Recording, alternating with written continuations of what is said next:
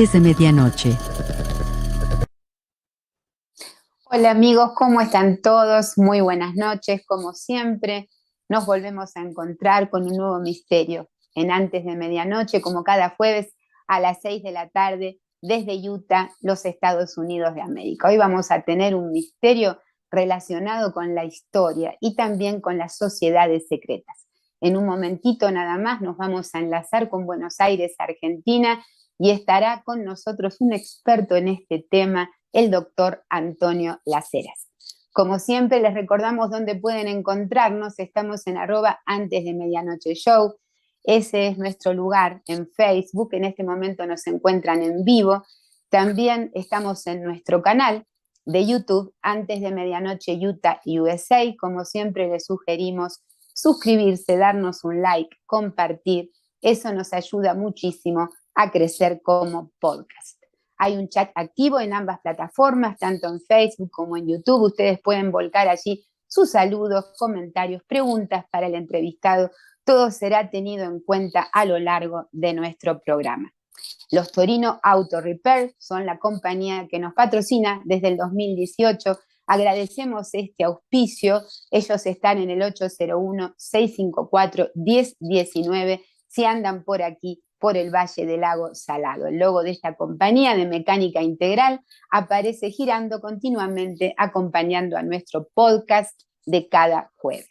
Bueno, ya por la magia de la tecnología y nuestro amigo Mariano Garbarino, que se encuentra allí en Argentina, va a ser posible esta conexión con nuestra querida Argentina y desde Buenos Aires el doctor Antonio Las Heras. ¿Cómo está, doctor Las Heras? Le saluda Renata Constantín desde Estados Unidos de América. ¿Cómo está? Renata, muy bien, contento de esta posibilidad de hablar con ustedes, de estar aquí antes de la medianoche y bueno, disfrutemos nuestra conversación. Seguro, hemos tenido algunos problemitas para poder realizar esta entrevista. Habíamos hablado en la pre-entrevista y luego surgieron unos pequeños inconvenientes. Bueno, finalmente estamos conectados, doctor Las Heras, muy contentos de tenerlo. Sabemos que es difícil ubicarlo por sus múltiples actividades, pero bueno, muy agradecidos que nos haya recibido hoy para hablar de este tema, que es un misterio también, en cierta manera, las sociedades secretas. Queremos, antes de comenzar, abriendo ya el tema que nos ha convocado hoy, hablar un poquito acerca de usted, una síntesis de su trayectoria, porque es muy amplia. Quiero comentarle al público de estos lados, centro-este de Estados Unidos y del mundo también, el doctor Las Heras es un doctor en psicología social y maestría en psicoanálisis, licenciado en periodismo y comunicaciones, ha sido distinguido con la Gran Cruz Kennedy, entre otros diferentes premios que ha logrado en su vida. Investigó sociedades secretas, por eso hoy lo hemos convocado con este tema, especialmente la masonería. Dentro de la Secretaría de Cultura también formó parte del Partido de las Ciudades en Acción en la Sociedad Científica Argentina de la Universidad Argentina John Fitzgerald Kennedy. Y hay más de 40 libros de ensayo que usted ha escrito y por supuesto voy a mencionar algunos porque es una lista muy extensa, ¿verdad? Ha realizado muchos viajes por el mundo también, lo hemos visto en las redes sociales, en Egipto, Tierra Santa, bueno, entre otros lugares que ha investigado. Algunos de los libros son la psicología junguiana, en la cual usted se ha basado especialmente, interpretación de sueños, las búsquedas espirituales de Ricardo Guiraldes, también personajes que son de la tradición argentina, psicoanálisis y parapsicología, humanidad pura, Madre María, las tradiciones, las curaciones milagrosas de estas personas, Pancho Sierra. Bueno, no sé si he comentado los documentos secretos de los astronautas, porque también ha investigado la parte de ovnis, que es también bastante sustancial en nuestro programa.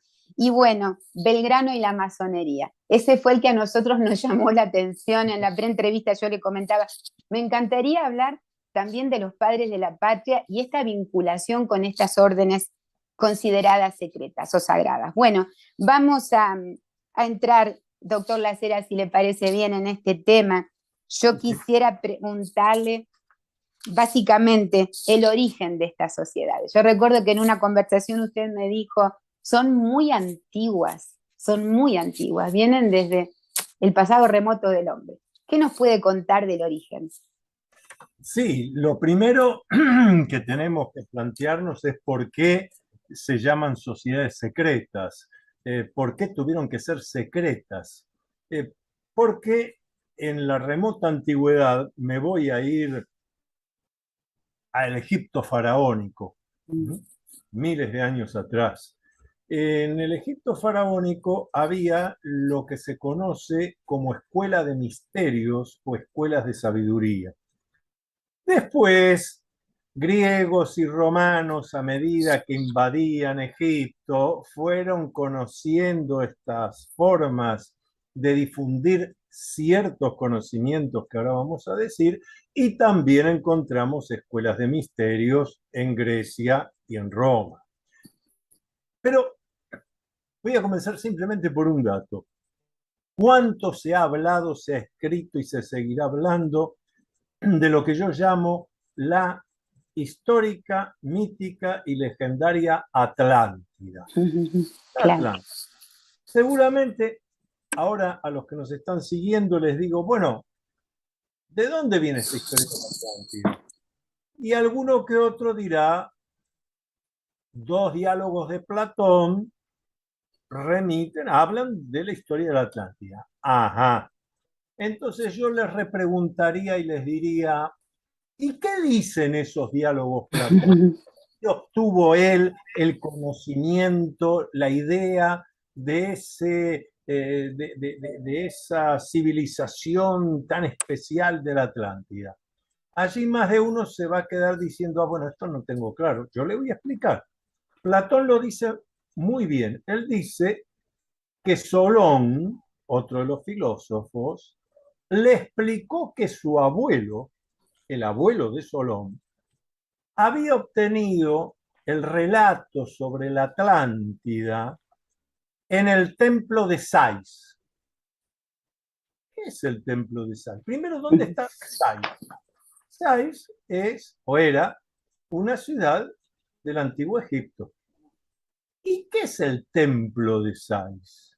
El templo de Sais fue la última escuela iniciática esotérica pública que tuvo Egipto hasta que decidieron que no querían más ojos indiscretos y comenzaron a mantener sus escuelas de misterios, pero ya secretas. ¿Qué es? O sea, fíjense ustedes, la historia de la Atlántida, que nosotros solemos en una lectura superficial pensar que es una información que viene de Grecia, en realidad Grecia nos la ha legado a través de Platón, pero Platón ha sido muy sincero al decir, esto me lo enteré por Solón, Solón lo supo de su abuelo, el abuelo era un iniciado en el templo de Sais, sociedad secreta. Sociedades secretas siempre tienen lo que se llama a través del ingreso una iniciación.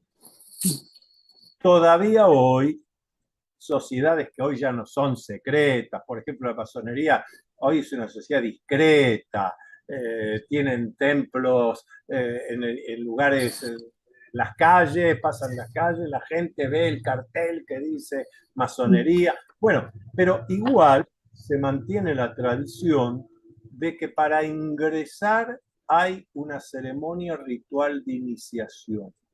¿Qué era esa iniciación en las escuelas antiguas de misterios?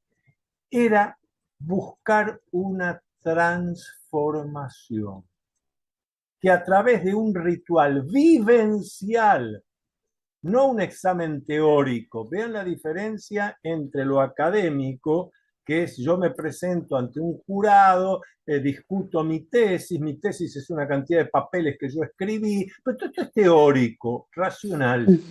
Mientras que la iniciación es un proceso vivencial donde yo tengo que conocer mis miedos y enfrentarlos y atravesarlos. Entonces me convierto en mejor persona porque no es lo que yo supongo que voy a sentir o lo que yo creo que seguramente me pasaría, sino que el cambio se produce porque lo vivencié, lo sentí. Y cada grado, y estoy hablando de aquellas escuelas de misterios del Antiguo Egipto y luego las que tuvo Grecia y Roma, Eleusis es una escuela de misterios griega. Bueno, todo eso siempre la iniciación.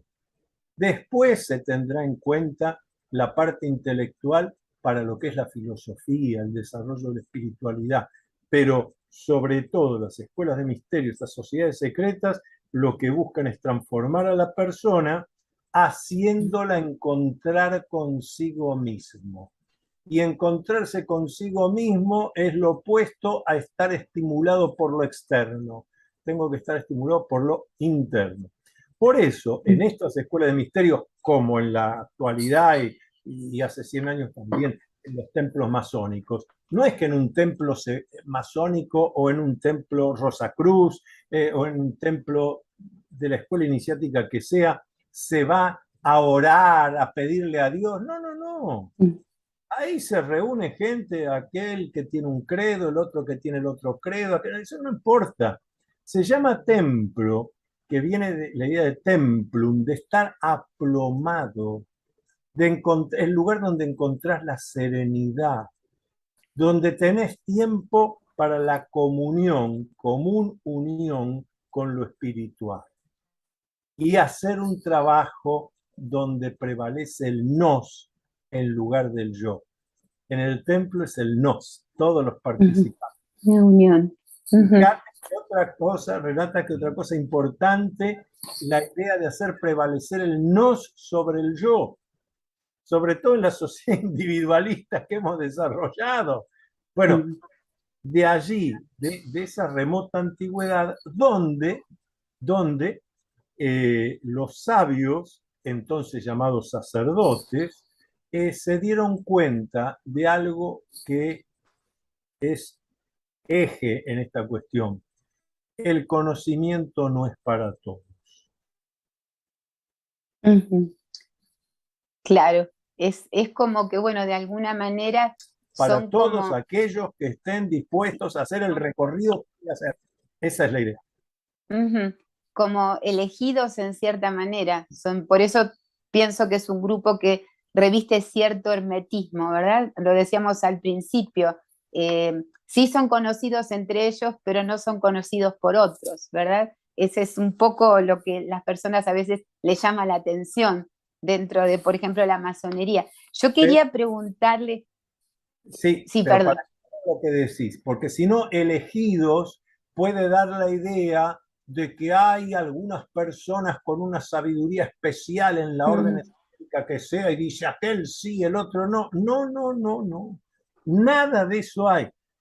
Es que uno decida elegirse a sí mismo. Yo me elijo y entonces estoy dispuesto a hacer ese recorrido iniciático. El conocimiento no es para todos. El conocimiento es solo para los que deciden hacer el recorrido para tenerlo.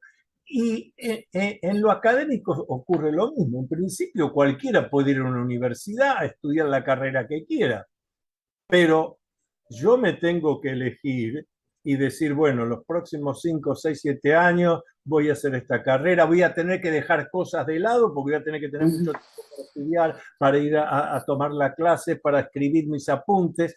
Bueno, no es que son elegidos, yo me elijo.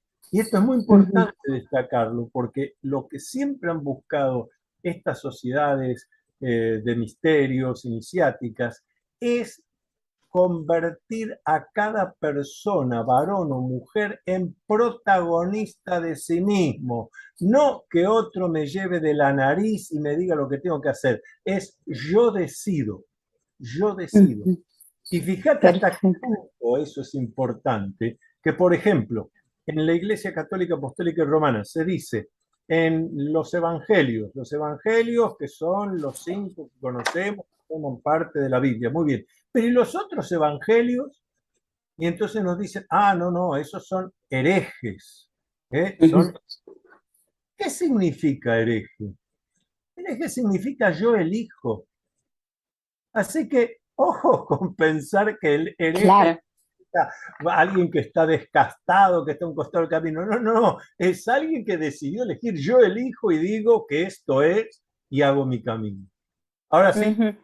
Doctor Laceras, yo para que me quería, haga la pregunta. sí, sí, más que nada el tema de los símbolos, porque usted mencionó que hay símbolos muy antiguos que se fueron repitiendo y yo recordaba acerca del estudio de los masones, constructores en Europa, las marcas de cantería, las señas, bueno, eso se habla de que también es muy como interno, tiene que ver con un recordatorio, doctor Laceras, ¿cómo es el papel de la simbología dentro de estas órdenes secretas?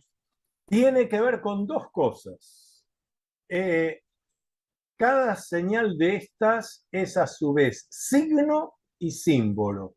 Signo, porque por ejemplo, aquí yo tengo un anillo que tiene en exhibición una escuadra y un compás.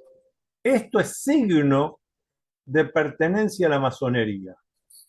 Yo voy con este anillo y ando por la calle, subo a un medio de transporte, alguien que me ve el anillo y es iniciado masón, ya enseguida se acerca y dice, querido hermano, bueno, eso sería el signo. Ahora, a su vez, como bien dijiste, Renata, también es símbolo. ¿Qué significa esto de símbolo? Bueno, yo decía, veo acá una escuadra y un compás. Muy bien. La escuadra, que es el ángulo de 90 grados, lo que llamamos el ángulo recto. O sea, la escuadra simboliza que un iniciado, verdaderamente iniciado en los misterios, es una persona recta. ¿Qué se entiende por recto? Recto se entiende una persona honesta, leal, de pensamiento racional y reflexivo. Eso es lo que simboliza la escuadra, el ángulo, la rectitud. Pero no la rectitud, voy a insistir en esto, no la rectitud eh, de lo rígido, de ninguna manera. La rectitud es ser honesto, transparente, leal, no mentir, hacerse cargo de las cosas que a uno le van pasando, buscar resolver. Bien, pero nunca alguien que va a ser rígido. Porque si algo te enseña el camino iniciático es a ser elástico y plástico. La vida son matices. En todo universo no hay una sola piedra que sea absolutamente blanca y no tenga una mácula oscura, ni una piedra totalmente blanca que no tenga Claro. la blanca. Bien. Y el compás señala, simboliza algo importantísimo. El compás, ¿qué te muestra?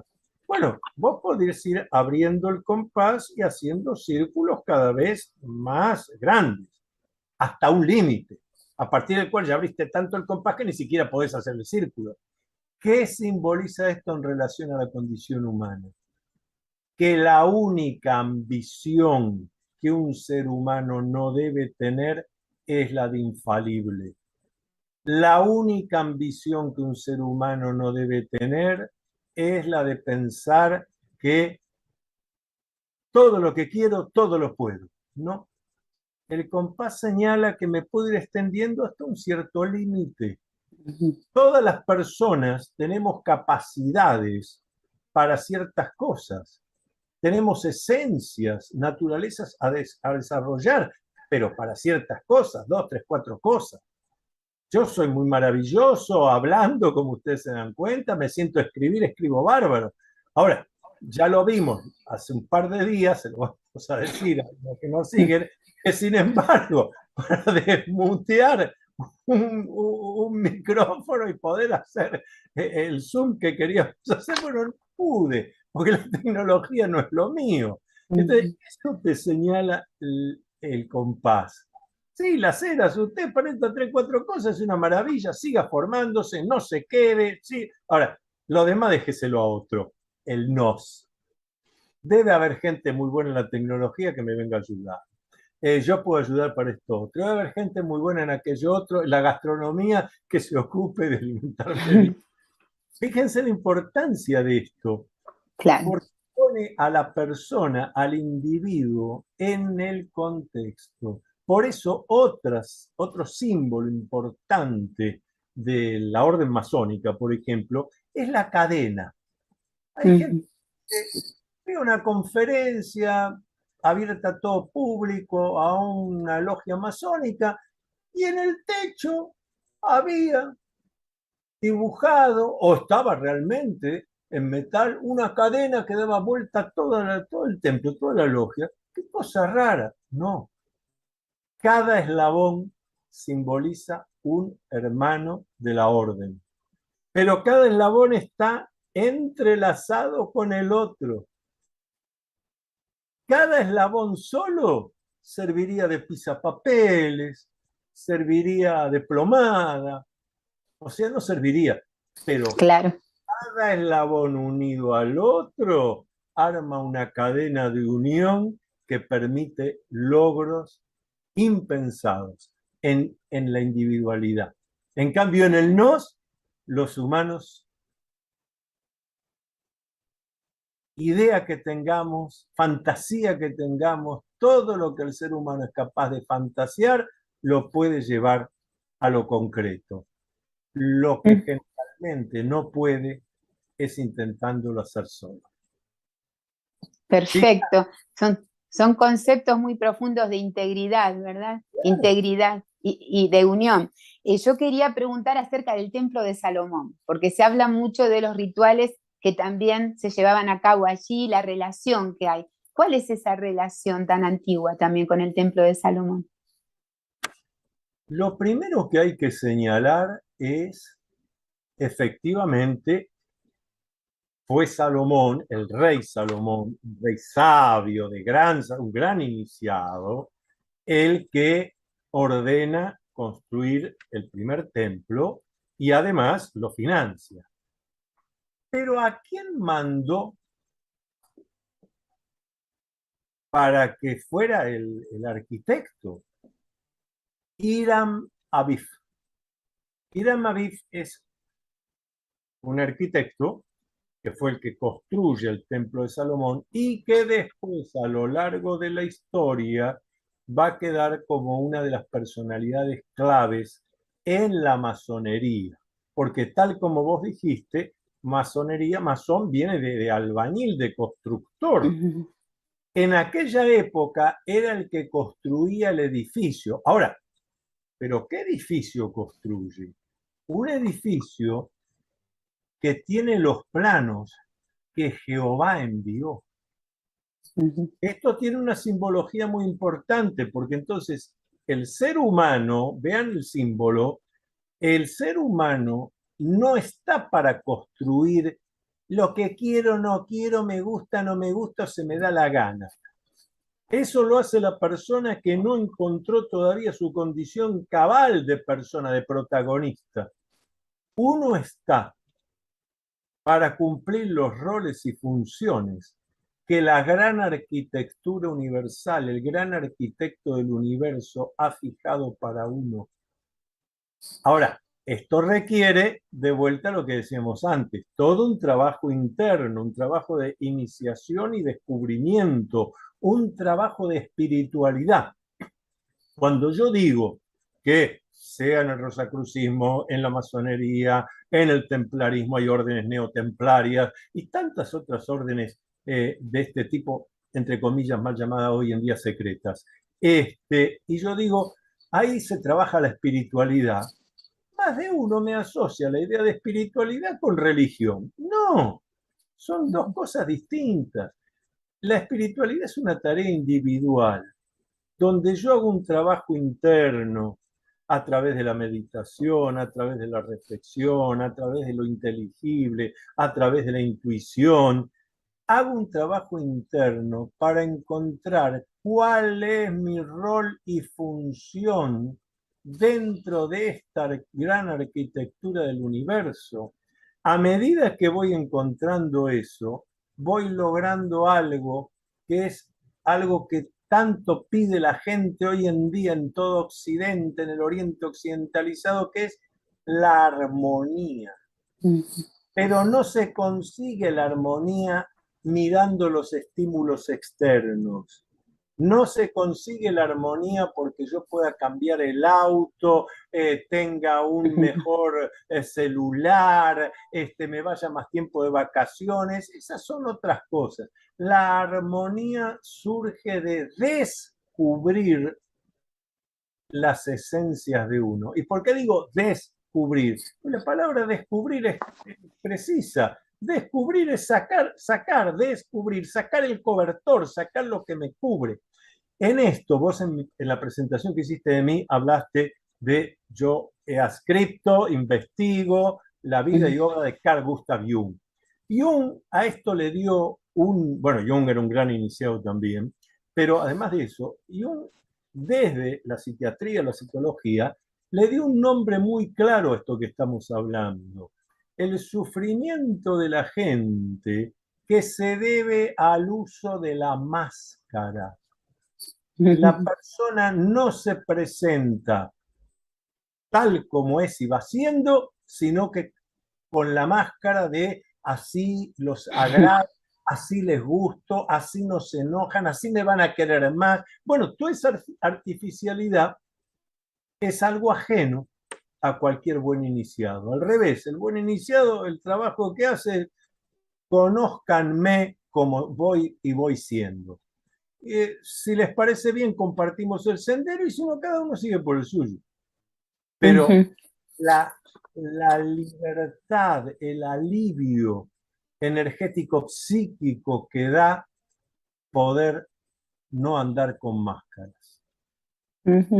Es muy interesante todo esto, esta perspectiva diferente, ¿no? De cómo es el trabajo interno, de Sí. perfeccionarse a uno mismo. Yo estaba meditando un poquito acerca de Belgrano y la masonería, cómo se conectaron después los padres de la patria, los primeros personajes que tuvieron tanto que ver con la emancipación americana. Bien parece que fue un movimiento. Yo he leído de Francisco de Miranda, la conexión que había con estas sociedades secretas europeas, el mismo San Martín, ¿verdad? Que seguramente usted nos va a mencionar. ¿Por qué pegó tan fuerte en ellos? ¿Cómo se organizaron esta conexión con Europa?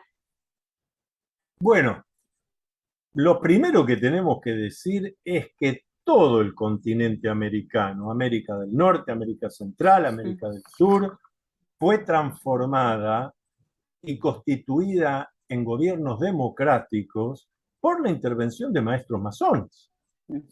George Washington era un destacado maestro masón, por poner uno de ellos.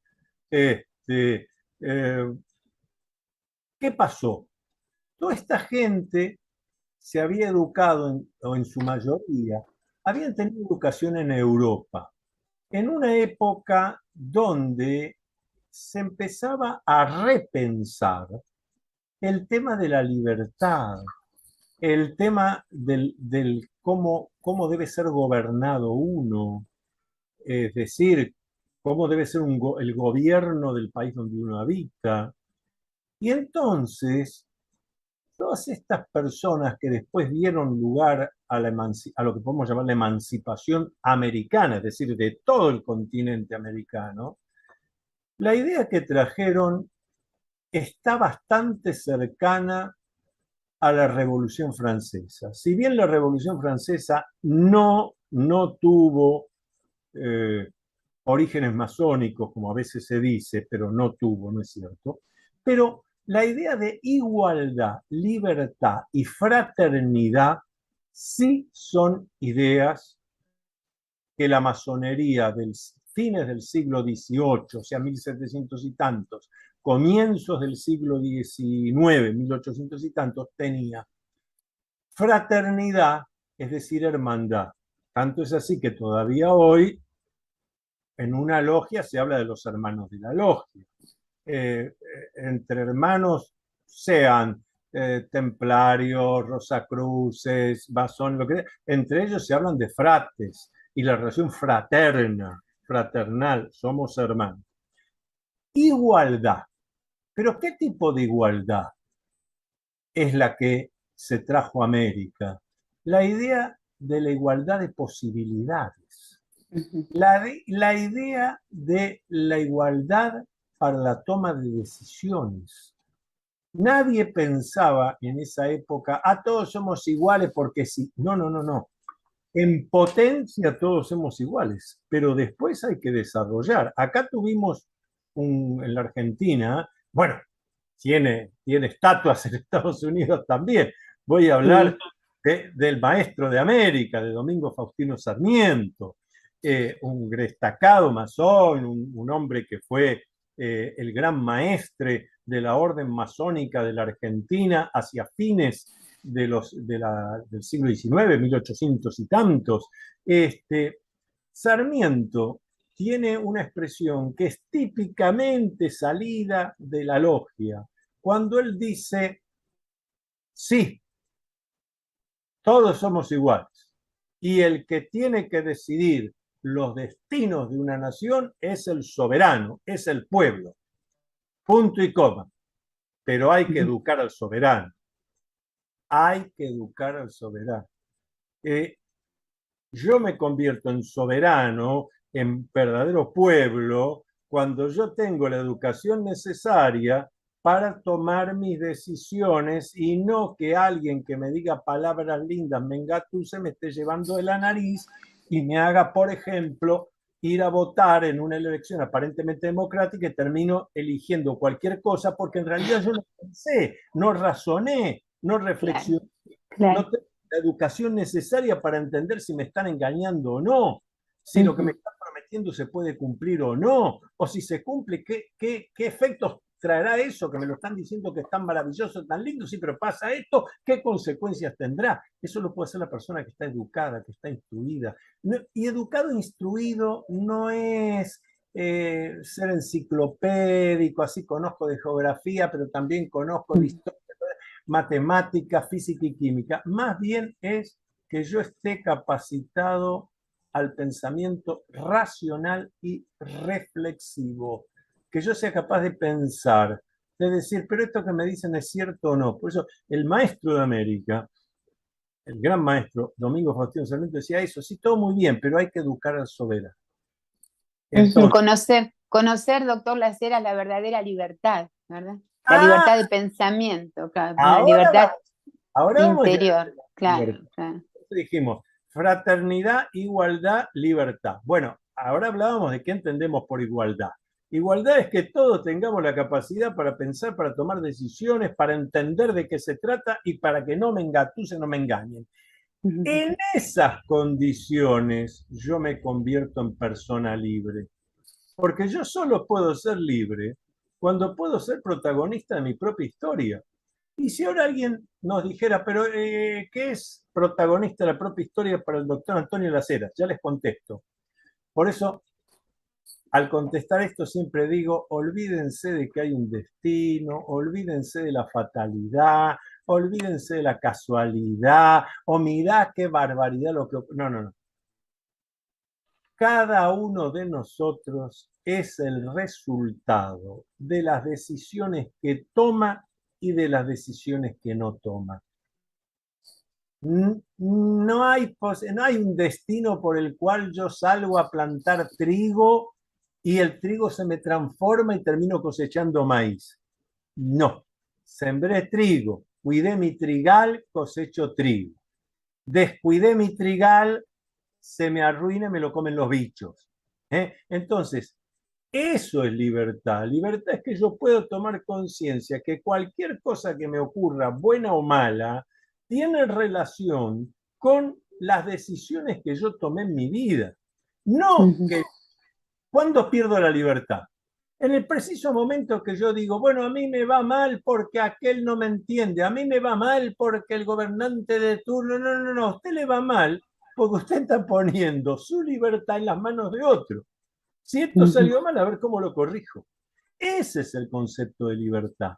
Y ese concepto de libertad es el que nos va a ayudar a responder a algo que vos comentaste en la presentación. Por Ujú. ejemplo, eh, nos dicen, los masones desde hace siglos están excomulgados por la Iglesia Católica Apostólica y Romana. Por el solo hecho de ser masón está excomulgado. Pero cuando me preguntan esto, yo digo, entiendo perfectamente a la Iglesia Católica. ¿Por qué? Porque al definirse un iniciado, un masón, como una persona libre, libre significa que yo voy a tomar mis propias decisiones. Y esto lleva a una situación donde, por ejemplo, alguien libre de pensamiento racional y reflexivo le puede decir al sacerdote: padre, yo entiendo perfectamente que usted me diga Dios Padre, Hijo, Espíritu Santo, tres personas distintas, un solo Dios verdadero. Ahora, eso a mí me suena a un delirio. ¿Me lo puede explicar usted, a ver, racionalmente, por qué? ¿Cómo se llegó a esta conclusión? ¿Y qué va a decir el sacerdote? Hijo, es un dogma de fe. Claro. ¿Crees esto? Eres católico. Si crees que la Virgen María nació sin pecado concebida, bueno, es un dogma de fe. Si cuando se acerca el sacerdote con la hostia en medio de la misa y vas a comulgar y te dice el cuerpo de Cristo, bueno, tú dices amén, así sea. Ahora, te va a dar el cuerpo y dice, bueno, un momentito, ¿cómo va a ser esto el cuerpo de Cristo? Bueno, esa es la causa por la cual en principio, y hace bien la iglesia, dice, bueno, usted está excomulgado, nada más que significa excomulgado, no puede comulgar, no puede participar de los misterios y de los dogmas, porque usted mismo dice que quiere indagar al respecto. Ahora, eso no quita que en toda la historia ya ha habido muchos sacerdotes, monjes y clérigos que fueron maestros masones, o que haya muchos masones que van a la iglesia, comulgan, y cuando el sacerdote le dice el cuerpo de Cristo, uno dice amén y comulga. Y realmente está convencido de que en el sagrario está allí Cristo viviente. Es decir, al ser libre, al ser libre de la condición del masón, podés encontrar uno aquí a mi lado que piense exactamente lo opuesto, yo que pienso de esta manera y el otro que más o menos este intermedio, no hay ningún inconveniente. Ahora, esa condición de libre es la que hizo, tanto en el siglo XVIII, XIX y en el XX también, hizo que la masonería tuviera que ser secreta. No se olviden que en Europa, en plena mitad del siglo XX, figuras como Stalin, Adolfo Hitler, Benito Mussolini y Francisco Franco persiguieron, torturaron, asesinaron y encarcelaron no solo masones, sino hasta sus familias, les sacaban el patrimonio. Entonces, ¿y por qué? ¿Por qué le tenían tanto miedo a la masonería? Porque genera personas libres. No se los podían llevar de la nariz, ni, como decía Francisco Franco, España es un cuartel y yo soy el generalísimo que maneja. No, no, claro. Una persona libre dice, esto no es ningún cuartel y vamos a hacer un gobierno como corresponde. Bien, entonces la masonería tenía que ser absolutamente secreta porque se corría el riesgo de que esas personas, varones y mujeres, personas libres, se corría el riesgo de vida y su familia también. Hoy se ha superado, por eso decimos la masonería es una sociedad discreta, pero ya no secreta. Claro, doctor Lacera, yo recordaba el Papa Clemente XII, ¿verdad? Que fue el que dijo las sociedades secretas, asambleas y reuniones masónicas están bajo pena de excomunión. Y hay algo aquí que yo quería preguntarle. Históricamente yo lo he leído, lo he recibido en un artículo, pero ¿qué pasó con el mandil, con el delantal de San Martín? Yo escuché que cuando se querían repatriar los restos de él, de Boulogne-sur-Mer a Buenos Aires, su hija insistió casi décadas para que los restos del padre pudiesen ser incluidos aquí en la tierra que él amaba tanto y había libertado, el libertador de América. Sin embargo, la iglesia se oponía, se opuso durante 30 años hasta que finalmente, esto es lo que yo he escuchado, por eso quiero preguntar si es cierto, no se permitió que él fuese sepultado sus restos dentro del terreno consagrado en la Catedral de Buenos Aires y está en un anexo, el mismísimo libertador de América, porque dice que su mandil está colocado, o sea, tiene la simbología, recién lo veíamos en una imagen, el delantal. ¿Es cierto eso, doctor Laceras, que se habla de la historia del Libertador?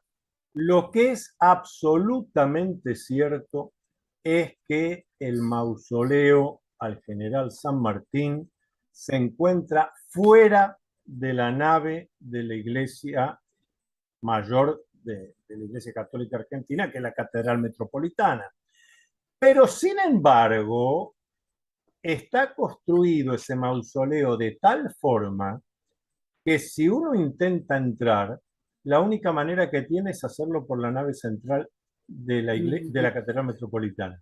Seas musulmán, seas judío, seas ateo, seas agnóstico, seas evangélico o seas católico, para ir a tener un momento frente al mausoleo del general San Martín, vos tenés que entrar por la Catedral Metropolitana. No es un tema menor. Luego, una vez que entras entras al centro del mausoleo, ahí está el monumento que guarda los restos, ahora vamos a explicar bien, los restos mortales de José de San Martín. A la derecha hay una urna hermosa, de bronce hermosa, que guarda los restos del héroe invicto de las guerras de la independencia, el general Juan Gualberto Gregorio de las Heras, también destacado maestro masón, miembro de la Logia Lautaro. Y a la izquierda, en una urna mucho más humilde, de madera, sostenida por un pedestal, están los restos mortales de otro maestro masón, general de la Independencia, que fue Tomás Guido. Dos brazos de San Martín. Ahora fíjense, los restos mortales de los tres, están puestos bien alto y separados del suelo. ¿Para qué? Para asegurar que ni siquiera un pedacito, por el movimiento de la tierra, un huesito, un pedacito de hueso por el movimiento de la tierra, de alguna manera fuera a dar en suelo consagrado, el de la catedral. Claramente. ¿Por qué? Porque los tres son maestros masones. Pero hay otro dato más. Esto lo escribí yo, lo publiqué hace unos pocos años, cuando dije, pero qué cosa extraña, y nadie había escrito sobre esto. Digo, pero qué cosa extraña, están aquí los tres que han sido la clave para la libertad de esta parte de América. Más atrás hay una urna, también distante del suelo, que dice al soldado desconocido, es decir, restos mortales de gente que pelea, no, pocos, bueno, muy bien, eso no se sabe ni quiénes son, soldados desconocidos, muy bien.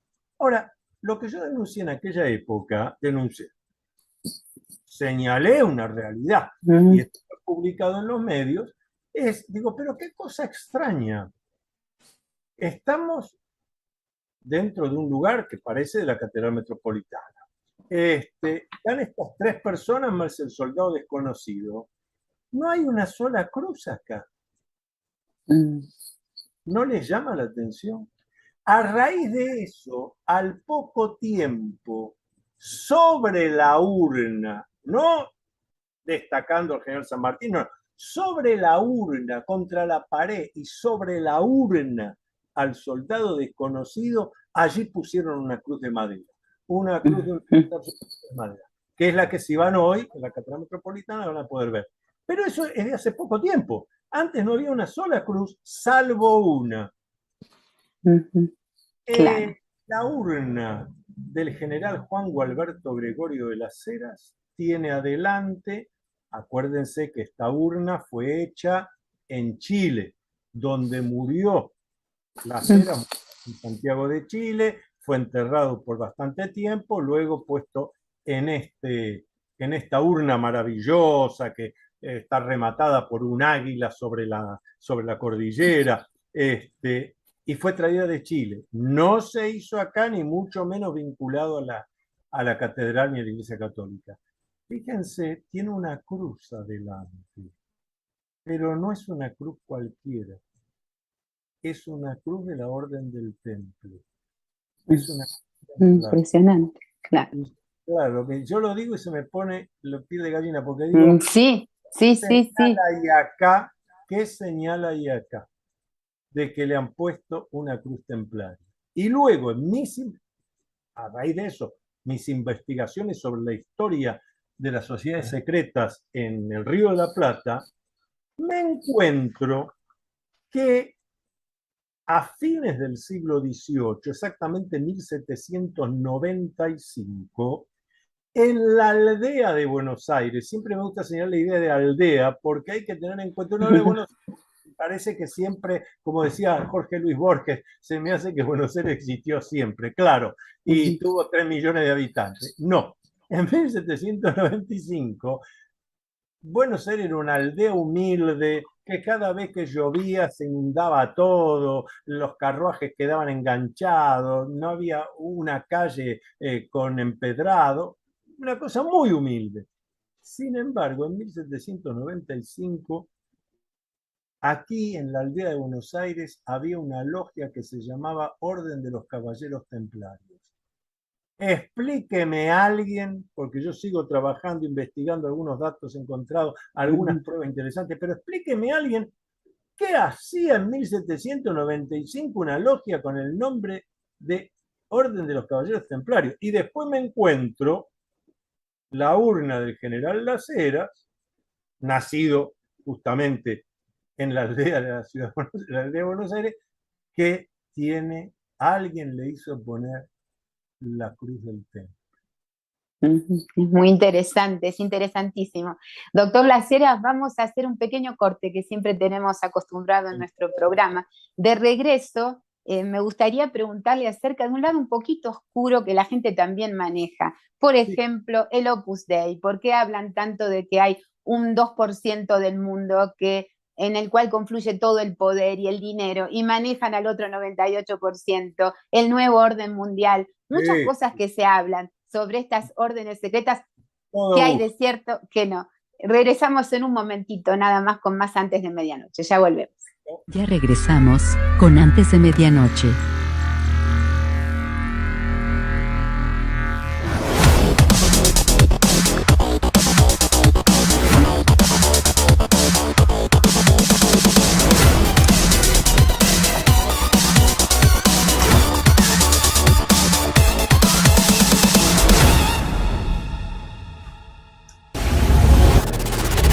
Antes de Medianoche.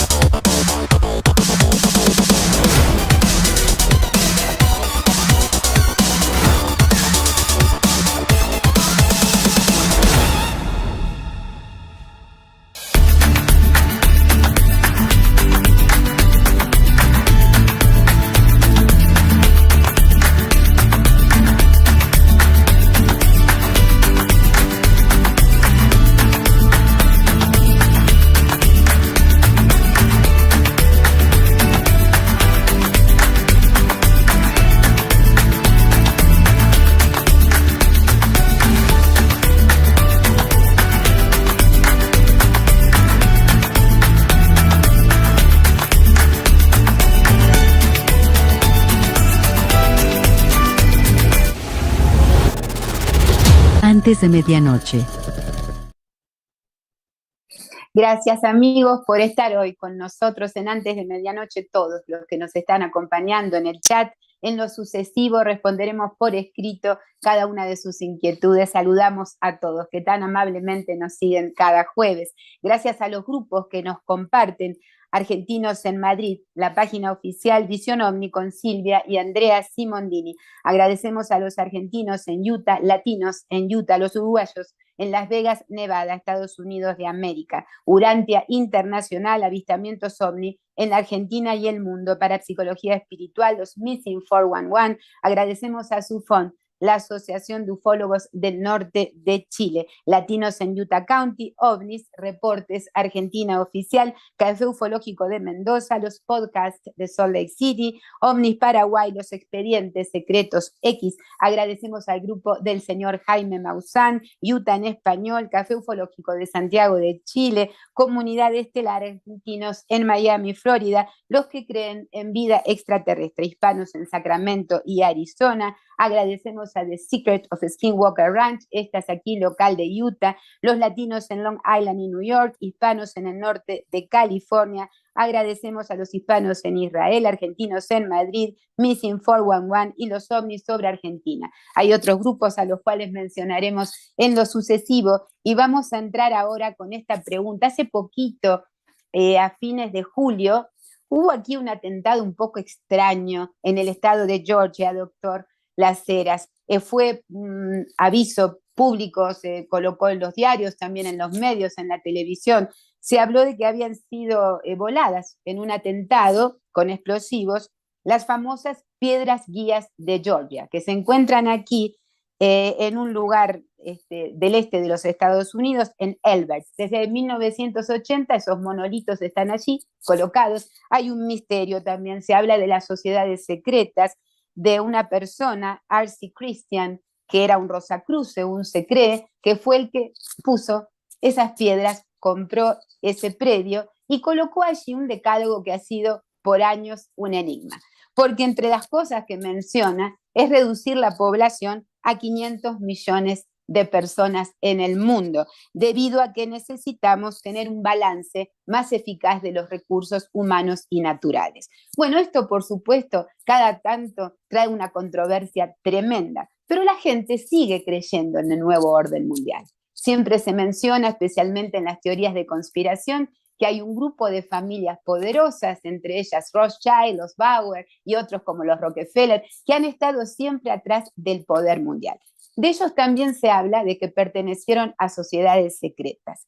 ¿Qué hay de cierto, doctor Las Heras, en esto del nuevo orden mundial? ¿Es tan así como que hay un poder oculto en esta sociedad? Se habló también del Priorato de Sion hace unos años atrás, del Opus Dei como una orden secreta y oscura. ¿Qué hay de cierto en todo esto? Me sonrío porque esta es una pregunta que en todas las conferencias, los talleres que doy, siempre surgen. Entonces, lo primero que yo digo es, hablábamos recién de la masonería, además, y yo les dije, bueno, estas fueron sociedades secretas, o una sociedad discreta, etc. Entonces, suelo decirle a mi audiencia, bueno, hablemos de las sociedades secretas de hoy. Entonces, en general, todos me dicen que hablemos de eso. Bueno, no podemos, porque son secretas. Ahora, como yo uso el pensamiento racional y reflexivo, cuando escucho por allí que me dicen lo que pasa es que el tema es Bill Gates, o Elon Musk, o Bilderberg, muchachos, la gente que es realmente poderosa puede ser tu vecino y ni siquiera te enterás ni lo sabés. Cuando algo es tan evidente, tan notorio, que hasta el más o menos informado le parece, uy, se reunieron en tal lado y están diciendo tal cosa. Si se reunieron en tal lado, están diciendo tal cosa y salen los medios, esto implica que ahí no hay secreto. Pero lo que sí implica es que hay algún poder secreto que está diciendo, che, que se maneje esto, a ver que se diga esto. Yo para responder esto voy a hacer varios razonamientos. ¿Quién de los que nos siguen en este momento iría a atenderse por un problema físico de salud, y atenderse a un hospital, a un sanatorio, a una clínica, pero se entera el que dirige ese hospital, el director o la directora de ese hospital, de ese sanatorio, esa clínica, no es un médico, es un abogado. ¿Quién va a atenderse? Nadie iría. Sí, no. Esto es un grupo de médicos dirigido por un abogado. Sin embargo, la Organización Mundial de la Salud no tiene como director general a alguien que ni siquiera es un licenciado en enfermería, ni un odontólogo, es un abogado. ¿No les llama la atención eso? Y que así como me doy cuenta yo y se dan cuenta, no, pero el que tiene que estar, ¿cómo va a estar dirigiendo la Organización Mundial de la Salud? Alguien que estudia abogado, que puede ser un excelente abogado, conoce de leyes, pero ¿qué opiniones puede dar, qué directivas puede dar sobre el tema de la salud, si ni siquiera es un enfermero? Bueno, estas son las cosas que me llaman la atención y que por supuesto que me llaman la atención de manera irónica porque son las cosas que me demuestran a mí que hay poderes realmente secretos que dirigen las cosas. Voy a otro ejemplo. Tiene a Bill Gates, Elon Musk, muchos otros que podemos mencionar hoy en día, que si los juntamos son a esos 10, hacen el 90% de la economía del planeta. Muy bien. Leemos la historia de todos estos, y estas son personas que empezaron de adolescentes en un garaje de la casa, en una habitación de la casa del tío, y fueron evolucionando y se volvieron hipermillonarios. Pero ese es un cuento que no lo puede acreditar ninguno porque todos conocemos que hasta el señor que tenía un kiosquito en la esquina le empezó a ir mejor, quiso poner ya un mercado más grande, tiene problemas, dificultades, la competencia y demás. Y estos de la nada, una fortuna. Señores, estos son testaferros. Es decir, estos son representantes. El poder está atrás. Y en ese sentido, algo que digo, todos mis alumnos lo saben siempre, yo les digo, si ustedes quieren conocer bien cómo son las cosas, ustedes tienen que ver las series que aparecen en los canales de cable, de televisión, hechas en Estados Unidos, en Hollywood. Ustedes ven eso y ustedes se van a enterar de cuál es la realidad. Es algo maravilloso que tiene la cultura norteamericana, que es la de autocriticarse, y eso hace grande a una nación, y de plantear las cosas. Por ejemplo, yo recuerdo la serie 24, hablo de fines del siglo XX, 1990 y tanto, la serie 24 que transmitía el canal de cable Fox. 24 y decía que todo ocurría en tiempo real, porque en una hora pasaban, cada hora era una hora del capítulo, la totalidad eran 24 capítulos, uno por... Bueno, pero lo importante es otra cosa. Lo importante es que ahí aparece que hay elecciones en Estados Unidos y gana una persona de piel negra, un negro. Impensable. Pero poco tiempo después, unos años después, Barack Obama. Ahora, a su vez, vuelvo a lo de 24, todo ocurría en tiempo real. Es la primera vez que yo escuché la expresión tiempo real. Eso es el siglo XXI. El siglo XXI que nos iba a dar tranquilidad, reposo, jolgorio, resulta que cada vez tenemos menos tiempo. La gente dice, parece que el día se achica. No, el día sigue teniendo 24 horas, cada hora tiene 60 minutos y cada minuto tiene 60 segundos. Pero, como tenemos cada vez más cosas para hacer, pero eso lo dijo Fox en esa serie 24. En esa época también había que está en YouTube, es digno de ver, el famoso X-Files, los expedientes.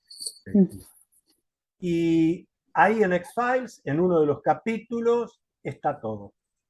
En ese solo, y lo voy a comentar 2 escenas nada más, y en esas 2 escenas está claro que el poder está detrás, no es al que vos ves, no es el que da la cara, no es el que aparece en televisión, no, de ninguna manera. Esos son todos gerentes generales, CEO, como se dice ahora. En ese capítulo de Fox, de X-Files, aparece una escena donde hay un señor que es un abuelito, un señor mayor, flaquito, se lo ve envejecido, es un hombre grande, en las afueras de Londres, está tomando el té de las 5 de la tarde y está vigilando lo que hace su nietito en el jardín. El nietito agarra algo y se cae sobre una piedra, el abuelo deja el té, va rápido a agarrar al nietito, tiene la rodilla ensangrentada, el abuelito saca el pañuelo y pide ayuda. Un abuelito, un pobre hombre, un señor común que está sufriendo por su nieto. Corta la imagen, aparece otro lado y aparece el cartel en las afueras de Estambul. Y aparece una mesa en medio de una plantación, al aire libre, cosa que nadie puede controlar, una mesa larga, rectangular, donde hay varias personas. Y la cámara toma desde el que está en la parte importante de la mesa. Pero claro, no se lo ve. Entonces cada uno está diciendo sobre decisiones que hay que tomar, del dinero, de la superpoblación, de esto, de lo otro, aquí, allá, y qué hacemos. Y cuando surge la pregunta, ¿qué hacemos? Todos miran hacia dónde está tomando la cámara. Y ahí aparece el que está en el lugar clave de la mesa. La cámara lo muestra. ¿Quién es? El abuelito. El abuelito. El señor ese que estaba en las afueras, donde hay que mi nietito se le lastimó la rodillita, ese señor que pasa desapercibido es el que decía finalmente qué decisiones se toman hoy. Bueno, esto es lo que hay que entender. Claro que yo ni siquiera lo llamo un nuevo orden mundial. Esto es la continuidad de un orden mundial que hay desde hace miles y miles y miles y miles de años, que ha ido pasando, rotando de grupos a grupos, de lugares a lugares. Lo que pasa es que ahora estamos más informados y entonces podemos razonar, por lo menos algunos podemos razonar y darnos cuenta. Pero ahora, ¿por qué el nuevo orden mundial? Claro, porque como el planeta Tierra no es el de hace 5.000 o 10.000 años y la humanidad tampoco lo es, hay que tomar decisiones que no se necesitaba tomar hace 50 años o 100 años. Por alguna razón, no el nuevo orden mundial, sería el viejo orden mundial, hizo que hubiera 2 guerras mundiales en la primera mitad del siglo XX, donde murieron decenas y decenas de millones de personas, no solo los combatientes, los que murieron de hambre, los que murieron, la famosa fiebre, gripe española de 1912, bueno, ¿cuántos millones de personas murieron? Pero todo eso implica mucho gasto. Tenés que movilizar armamentos, cosas. El nuevo orden mundial es cómo podemos resolver esto de una manera que en vez de gastar, podamos ganar. A ver, ¿cómo podemos lograr? No sé si tienen, yo no lo voy a mencionar, pero no sé si se les ocurre algún ejemplo cercano que hayamos tenido. Fíjense, paso a un tema concomitante, fíjense el maravilloso experimento psicosocial, como los que estamos en la investigación de lo humanístico, de lo psicológico, de lo social, y sobre todo lo psicosocial y lo psicopolítico, el maravilloso experimento que hemos tenido durante los 2 años de la pandemia. La cantidad de información que se ha recogido. Sabemos cada región, cada país cómo reaccionó en lo económico, en lo financiero, en lo político. Y tenemos un cuadro de situación que hace 4 años ignorábamos completamente.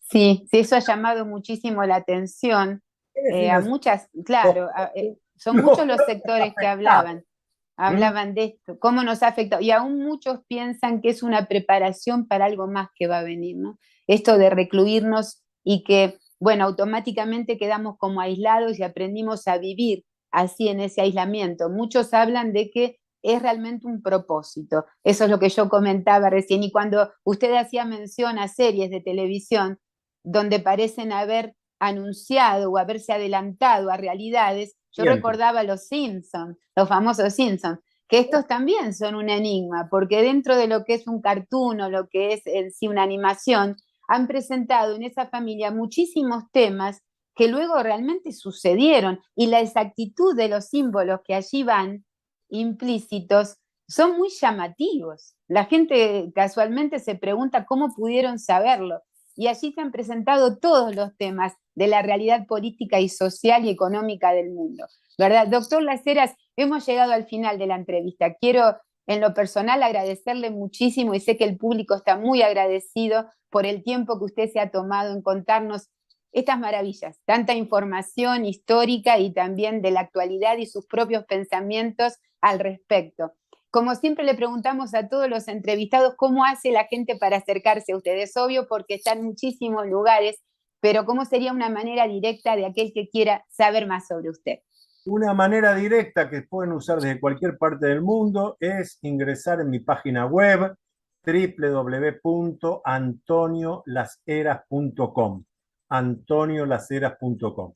Y si no, se ponen en Google, anotan Antonio Las Heras e incluso van a salir, van a poder ver la cantidad de enemigos que tengo por decir lo que digo. Pero en Claro, bueno. está todo lo que estamos investigando.